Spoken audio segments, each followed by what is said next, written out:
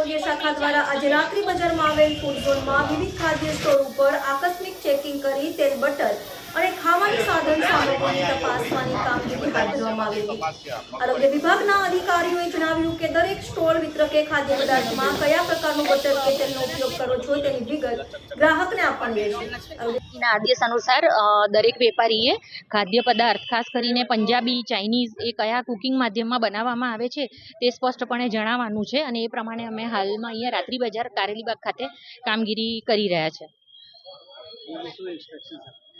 એ લોકોએ એવું જણાવવાનું છે હવે કે એ ખાદ્ય પદાર્થ એક કપાસિયા તેલમાં, પામોલીનમાં કે સિંગ તેલ શેમાંથી બનાવીને ગ્રાહકોને આપે છે।